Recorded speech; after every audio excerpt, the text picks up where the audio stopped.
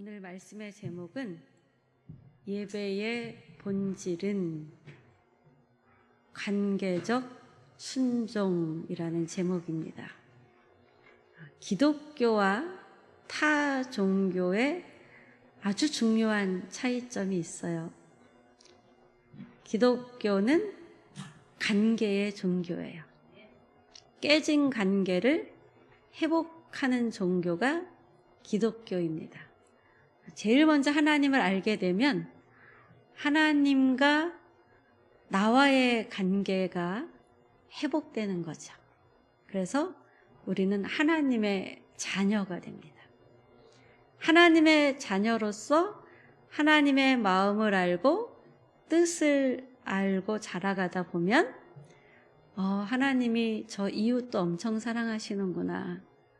저 원수 같은 저 사람도 알고 보니 하나님의 형상으로 지음받은 하나님이 아주 사랑하는 하나님의 자녀구나 라는 걸 알게 되면서 사람과의 관계가 회복이 됩니다.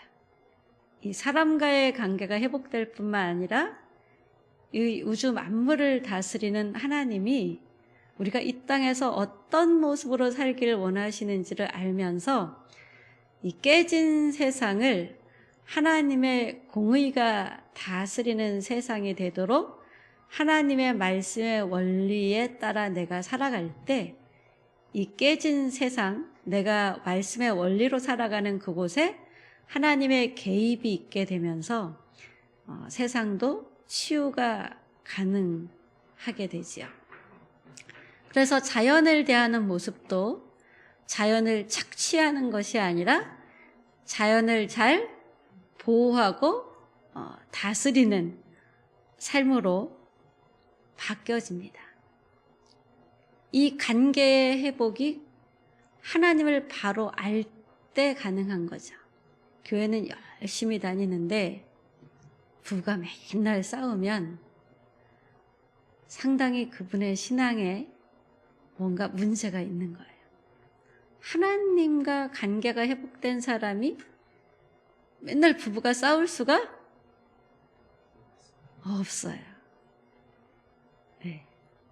너무 뜻이 안 맞아도 하나님을 정말 제대로 믿으면 입국 다물고 내 원수를 위해서 기도하라 그랬으니까 배우자를 위해서 계속 기도하면서 안 싸우려면 어떻게 해야 되나, 내가 고칠 건 무엇인가, 네가 고쳐라고 하기 전에 내가 고칠 건 무엇인가를 찾게 되지요.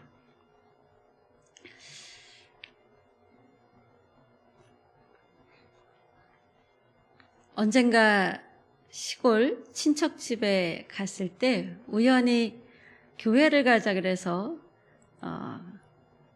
그 어둑어둑해지는 시간대에 저녁 예배였던 것 같아요. 교회를 갔는데 흐릿한 전구 몇 개, 악기도 없고, 우리 교회 같이 악기는 있는데 반주자가 우리는 없는데 네, 악기도 없고, 근데 한 청년이 특송을 한다고 하시더라고요. 근데 막 이렇게 시골이니까 일하다가 예배 시간 돼서 막 부지런히 예배에 온 동네 어르신들이 그 청년이 하는 그 찬양의 가사를 굉장히 마음에 담고 한 마음으로 이렇게 찬양하는, 입은 노래하지 않았지만 마음이 한 마음으로 찬양하는 모습이었어요. 그 청년은 음정도 엉망이고 박자도 엉망이었는데 저는 그 예배에서 하나님이 이 찬양을 엄청 기쁘게 받으신다라는 생각이 들었었습니다. 초라한 예배실이었지만 설명할 수 없는 하나님을 향한 뜨거운 마음과 순전한 향기가 있는 예배였다는 생각이 듭니다.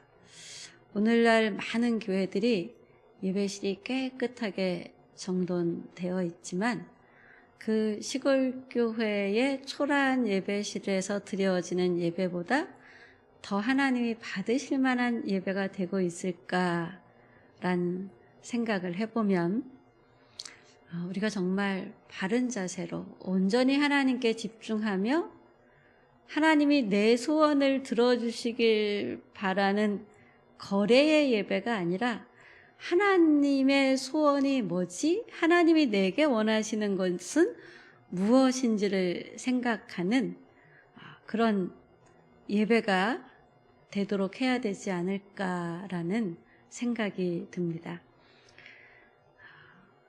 오늘 사울을 보니까 그가 하나님의 말씀을 귀로는 잘 들었는데, 그래서 그 말씀을 기억하고 있기는 했지만, 그러나 그 말씀을 순종하여 실천하는 것은 없었던 모습을 우리가 볼 수 있습니다.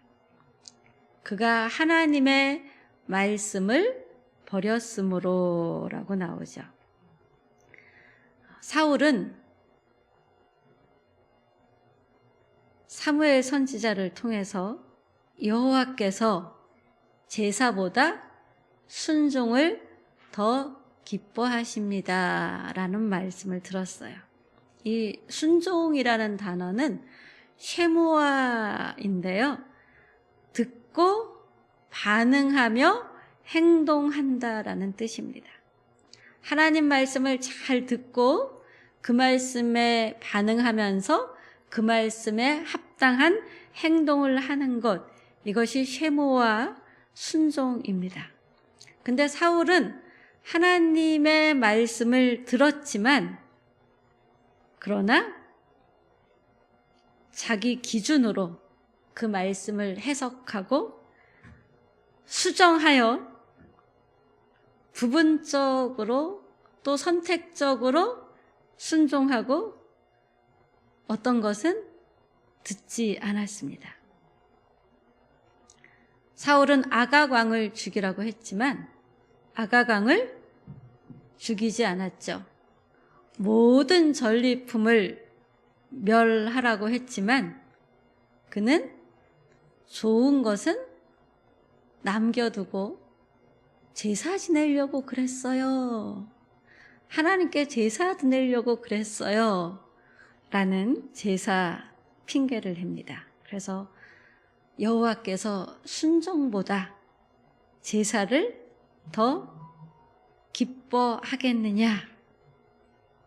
여호와는 제사보다 순종을 더 기뻐하신다 라는 말씀을 들었지만 그는 죄송합니다. 어떡하죠? 철저히 회개하며 순종하지 않았어요.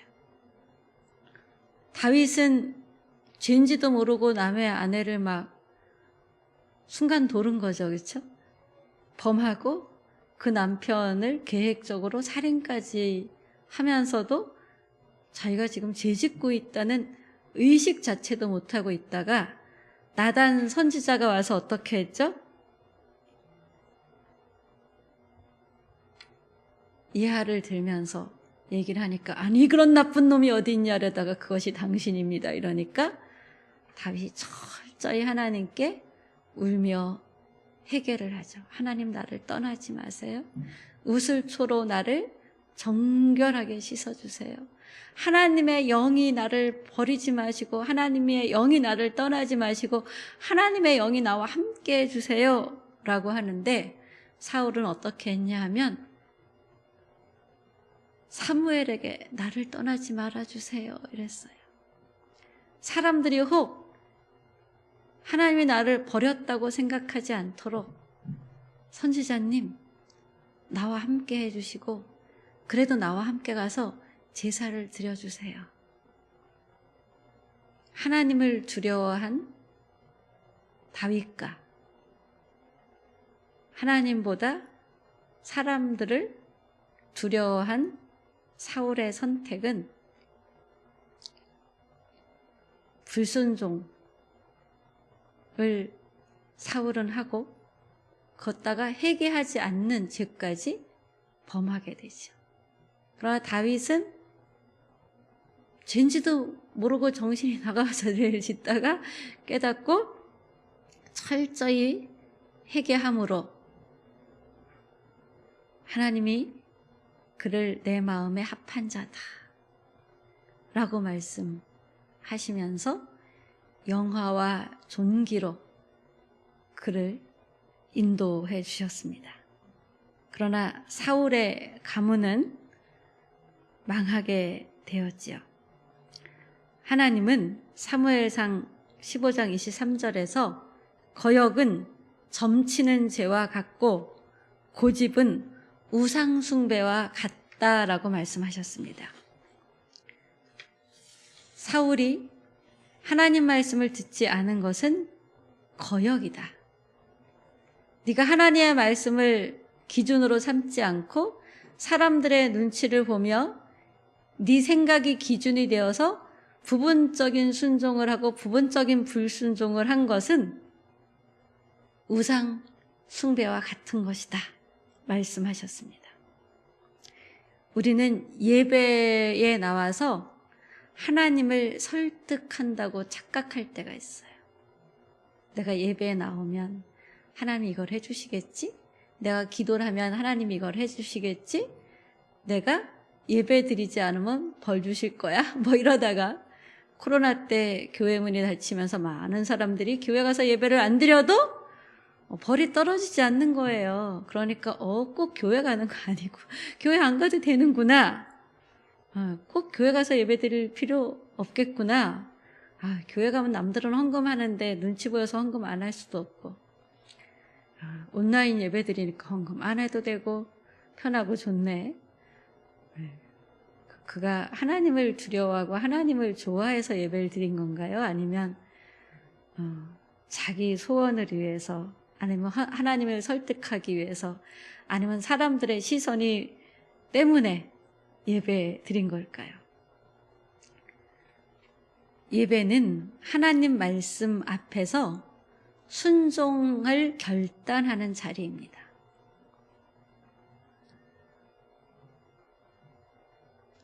이스라엘의 첫 번째 왕인 사울은 백성을 보호하고 다스려야 됐는데, 백성을 보호하고 다스리려면 하나님을 두려워하며 하나님의 지혜를 구해야 됐는데, 오히려 백성을 두려워하며 하나님을 저버린 실패한 첫 왕이 되었습니다. 다윗은 많은 실책이 있었지만 오직 하나님을 두려워하며 하나님과 관계가 끊어질까 기도하며 오직 하나님을 원하고 하나님을 바라고 하나님을 더 알기를 원하면서 이스라엘의 첫 번째 순종의 왕, 곧 예수 그리스도를 예표하는 하나님이 보호하시는 왕이 되었습니다. 이 다윗의 후손으로 태어나신 예수님은 십자가 앞에서 어떻게 기도하죠? 나의 원대로 마옵시고 아버지의 뜻대로 하옵소서. 사울은 부분적인 순종으로 하나님의 통치 밖으로 밀려났지만 예수님은 완전한 순종으로 하나님 나라를 우리에게 열어주셨습니다. 고집이 있는 것이 나름 줏대가 있는 것인 양 생각하는 사람들이 있습니다. 그런데 이 고집은 내가 하나님보다 옳다고 믿는 마음 상태입니다. 고집이 성격이라고 생각하는 사람도 있습니다. 걔 성격은 고집이 너무 세. 고집은 단순히 성격상의 문제가 아니고 하나님이 계셔야 할 자리에 자기 생각이 있는, 그래서 하나님 자리를 찬탈한 삶을 살아가는 것. 그래서 이 고집이 우상 숭배라고 하나님이 말씀하시는 거예요. 말씀에 어긋난 고집을 버리라는 엄중한 경고로 고집은 우상 숭배와 같다라는 다소 가격한 말 같지만 그러나 가격한 말이 아닌 하나님께 버림받지 않게 하려는 이 경고의 말씀을 우리가 잘 마음에 새기고 쓰잘데기 없는 고집을 버릴 수 있는 저와 여러분이 되기를 예수님의 이름으로 축복합니다. 한때 겸손했던 사울은 왕이 된 후에 자신이 기준이 되고 결국 자신의 명예, 자신의 체면, 자신의 이미지를 하나님보다 중히 여겼습니다. 내가 하나님보다 중심이 되면 참된 예배는 사라집니다. 내가 중심이 되면 순종할 수 없고 하나님이 주신 것으로 만족하기보다는 자꾸 부족한 것이 생각나면서 불만이 생기고 걱정, 근심이 생깁니다. 그러다 보면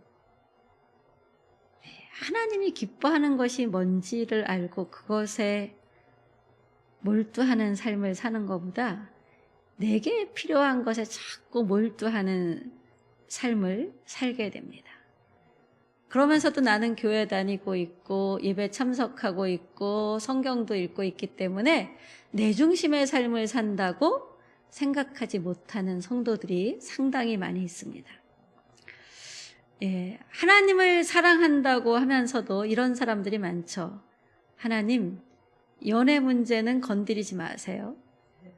하나님, 내가 뭐 하고 살지 내 진로 문제 내가 알아서 할게요. 내가 하고 싶은 거 하고 싶어요.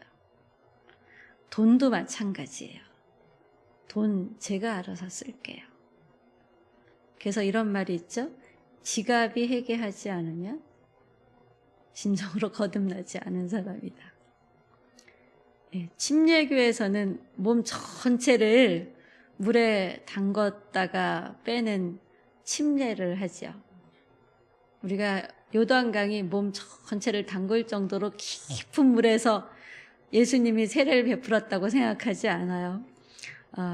그런데 아무튼 침례교는 그렇게 세례가 그 시대에 있었다라고 생각하며 교회에다 큰 목욕탕 같은 침례탕을 만들어 놓고 큰 교회들은 거기서 침례 의식을 행하기도 하는데 우스갯소리를 이렇게 얘기를 해요. 침례 받을 때 지갑을 주머니에 넣고 들어가서 지갑까지 침례를 받았어야 되는데 지갑이 침례를 받지 않아가지고 돈은 내 맘대로 쓴다. 우리는 이렇게 부분적인 순종을 하면서도 괜찮겠지 이런 생각을 합니다. 그런데 하나님은 뭐라 그러세요? 부분적인 순종, 선택적인 순종이 우상 숭배와 같다. 네가 나를 사랑하지 않기 때문이고 네가 나와의 관계에 포커스가 맞춰져 있지 않기 때문에 내 말을 거역하는 거다. 그래서 거역하면 사울같이 버림받게 되니 거역하지 말라는 예표로 사울을 하나님이 버리시게 되지요.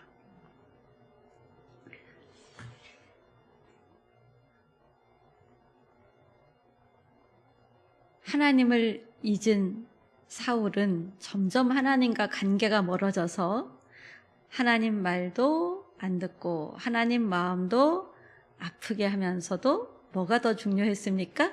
자기 체면 유지가 중요해서 자기 체면에 전전긍긍하는 자기 중심적인 존재로 점점 변질이 되어가니까 나중에 무슨 일이 벌어졌어요?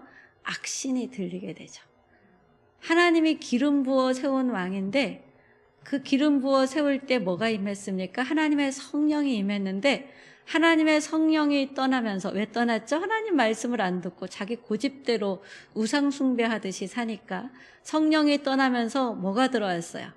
악한 영이 들어올 수 있는 길을 열어놓은 거예요. 그래서 악신에 시달리며 살지요. 순종은 교회 와서 예배 드리는 것으로 완성되는 게 아니라 여러분이 가정에서, 일터에서, 사회 속에서 하나님의 말씀을 지켜 행하는 것으로 완성이 됩니다. 이렇게 하나님 말씀을 지켜 행하는 자가 되라고 빌립보서 4장에 보면 생각하고 배우고 듣고 본 것을 뭐 하라 그러죠? 행하라라고 합니다. 행하라. 여러분, 하나님이 이렇게 하길 원하시는데 아이고 나는 힘들어서 못해. 나는 이렇게 배웠는데 아유 이젠 늙어서 못해. 이렇게 배웠는데 나는 아직 어리고 초신자잖아. 뭐 이런 핑계를 대다 보면 생각하고 배우고 듣고 본 바를 행하지 않는, 하나님이 중심이 아닌 자기가 중심인 삶, 부분적인 순종은 할지 모르지만 부분적인 불순종을 하는 완악한 자, 우상 숭배와 같은 고집쟁이가 된다라는 것입니다. 순종이 있는 예배는 생각과 삶으로 이어집니다. 예배 드릴 때는 생각했는데 예배실을 나가면 잊어버리고, 여기서 나눔할 때는 내가 이렇게 살아야지 이 말씀에 따라 생각했는데 일주일 살다 보니 이렇게 살아야지라고 생각했던 거 다 잊어버리고 그냥 옛날에 살던 방식, 하나님이 별로 좋아하지 않는 방식으로 그냥 살다가 오면 선순환이 안 되는 거지요. 순종의 사람이 되는 필수 항목은 생각하고 행하는 것입니다. 예배가 감동이 있는 걸 사람들이 되게 좋아해요. 예배 속에 눈물이 있는 걸 되게 좋아해요. 물론 감동이 있고 눈물이 있는 예배, 나무랄 이유가 없죠. 근데 그것이 감동과 눈물로만 끝나고 생각이 바뀌지 않고 가치관이 재배열되지 않아 삶이 수정되지 않는다면 아무리 많은 눈물이 있어도 행동으로 옮겨지지 않는 예배를 하나님이 기쁘게 받으신다고 볼 수 있겠습니까? 참된 예배자는 하루하루 주님을 닮아가는 삶을 가정에서, 일터에서, 거리에서 살아가는 사람들입니다. 그때 하나님은 우리에게 단순한 평안이 아닌 평강의 하나님 자신을 주신다고 말씀하십니다. 오늘 말씀에 보면 빌립보서 4장 8절에 뭐라고 하죠? 무엇에든지 참되며, 무엇에든지 경건하며, 무엇에든지 옳으며, 무엇에든지 정결하며, 무엇에든지 사랑받을 만하며, 무엇에든지 칭찬받을 만하며, 요걸 생각하라는 거예요. 내가 이거 하면 칭찬받을까? 내가 이거 하면 사랑받을 만한 존재인가? 내가 이걸 하는 것이 옳은가? 이게 경건한 것인가? 이게 정결한 것인가? 이게 참된 것인가? 참된 것이 뭘까? 이걸 생각하라는 것이죠. 거짓과 위선과 가식과 자기 기만 등으로 왜곡하는 삶에서 진리와 성실과 투명함과 자기 증명과 회개로 돌이켜야 되는 것입니다.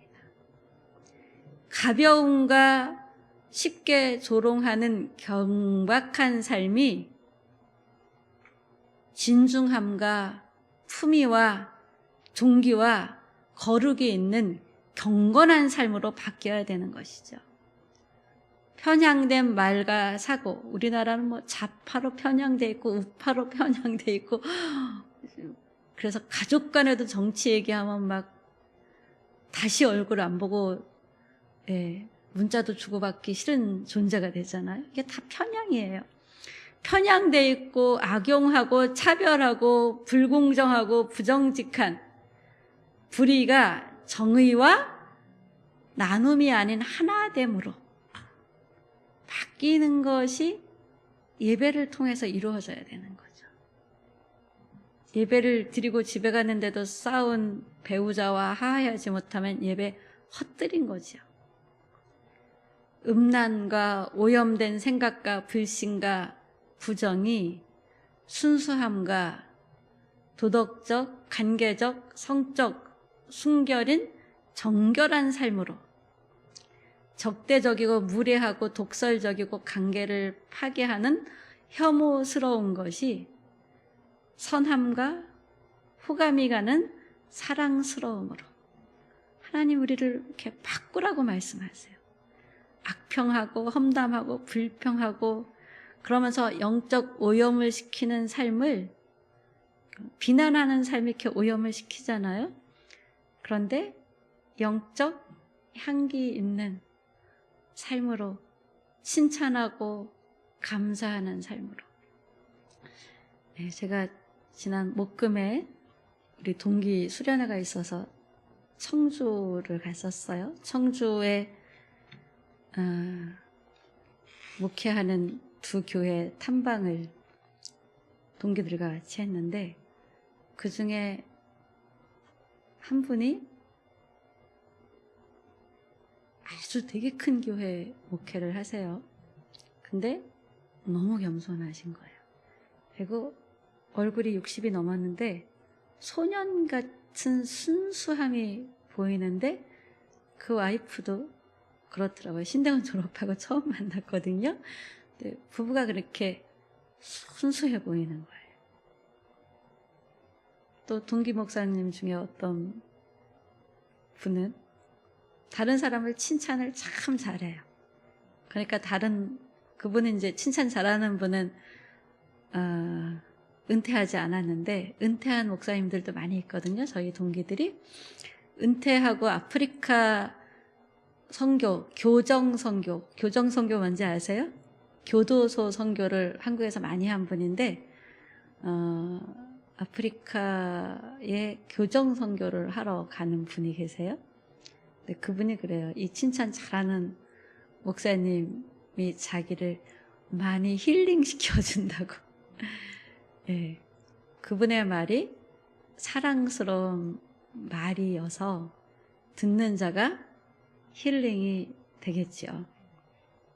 하나님이 우리를 이렇게 변화되기를 원하십니다. 물론 사기꾼들이 칭찬을 잘해요. 사기치기 위해서. 거짓된 칭찬. 근데 거짓된 칭찬이 아니어도 사람들을 사실 뜯어보면 칭찬할 것이 다들 많이 계시지요. 오늘은 114 하면서 또 식사하시면서 서로를 한번 한마디씩 칭찬을 해보시는 그런 시간을 가지시면 좋겠습니다. 빌립보서는 참된 예배자는 생각부터 거룩하게 하는 존재다라고 합니다. 생각이 참된 예배자는 점점 거룩하게 바뀌는 거죠. 그러면서 거룩한 것을 배우고 듣고 보고 행하는 사람이 되는 것입니다. 근데 이게 하루아침에 되지 않아서 끊임없이 연습하고 잘 안 돼서 114에서 뭐 해야 돼요? 나 위해서 기도해 주세요. 이게 잘 안 돼요. 라고 하는 거죠. 그렇게 배우고 연습하는 삶을 열심히 살다 보면 어떻게 될까요? 행함이 있는 하나님께 순종하는 하나님의 사람들이 될 것입니다. 여러분이 전도하기로 마음먹은 사람한테 자, 이제부터 12월 14일까지는 주마다 일부러 꼭 칭찬을 하세요. 전화를 해서 칭찬을 하든 문자를 해서 칭찬을 하든 어떤 거든 좋은 말, 칭찬을 계속 해보세요. 우리는 예수님을 사랑할수록 예배 속에서 배우고 받고 듣고 본바를 행하게 됩니다. 예배자는 삶으로 복음을 살아내는 사람입니다. 근데 이게 잘 안 돼서 우리가 어떻게 해야 돼요? 성령님 도와주세요. 잘 안 돼요. 하나님 도와주세요. 이렇게 시도 때도 없이 기도하고 교회 와서도 사람들에게 나 이게 잘 안 되니까 잘 되게 기도 좀 해주세요. 기도 부탁하는 거죠.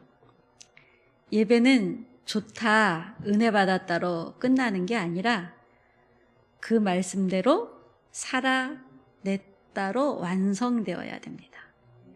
예배는 말씀대로 행하는 순종, 쉐모아로 완성이 됩니다. 예배에 성공하면 인생도 어떻게 된다 그랬죠? 지난주 설교 제목. 인생도 산다고요. 예배의 성공자가 다윗처럼 그의 인생도 고난이 많았지만 성공적인 인생이었어요. 예배자에게 주어지는 약속이 뭐냐? 평강의 하나님이 너와 함께 하신다라는 것입니다. 하나님이 그냥 평강이라는 것을 뚝 띄어서 너한테 주시는 게 아니라 평강 자체이신 하나님이 여러분의 희노애락의 모든 삶의 순간에 함께 계신다는 거예요. 예배자는 문제가 없어서가 아닌 하나님이 함께 계시기 때문에 평안을 누리는 사람입니다. 예, 돈이 사라지니까 그냥 가슴이 철렁 내려앉고 낙심했어요. 그럼 그 사람은 뭐를 의지한 사람이에요? 돈을 의지한 사람이에요. 예, 요즘은 많은 자녀들이 해외 나가서 사는 자녀들이 많잖아요. 이런 말이 있어요. 돈 있는 사람 중에 지능 순서대로 한국을 빠져나간다. 한국의 부자들이 요즘 한국 살기가 너무 힘들다고 빠져나간 사람들이 많아요. 자식들이 해외로 빠져나간 부모들의 가슴은 철렁 내려앉죠. 그럴 때 내가 어머나 하나님보다 내가 자식을 더 의지한 거 아니요? 자식이 우상이었나 봐? 이러면서 어떻게 해야 돼요? 하나님, 자식보다 하나님을 더 의지하고 자식보다 하나님을 더 생각하고 자식보다 하나님을 더 사랑하고 자식보다 하나님을 더 마음에 품고 평강 속에 살게 해주세요. 우리 기도해야 되겠죠.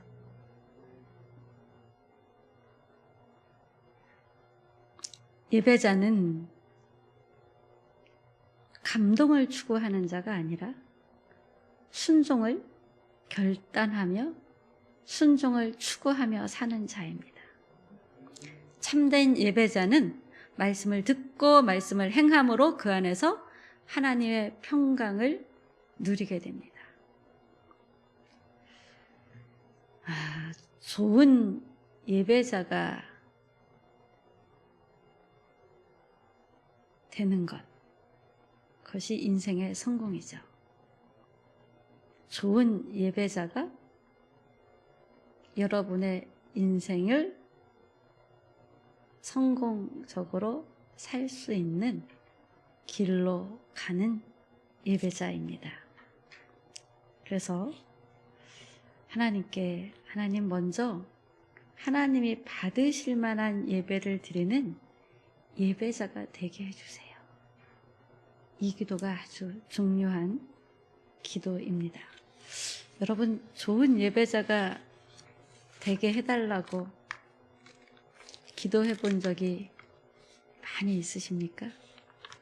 앞으로 남은 생은 그 무엇보다 하나님이 기뻐하는 다윗 같은 예배자, 좋은 예배자가 되게 해달라고 기도하시면서, 그래서 하나님이 주시는 평강이 여러분에게 가득 차고 여러분의 모든 희노애락의 순간에 하나님이 함께 하심으로 다윗과 같은 가문을 이루는 여러분의 신앙, 여러분의 가문이 되시길 예수님의 이름으로 축복합니다.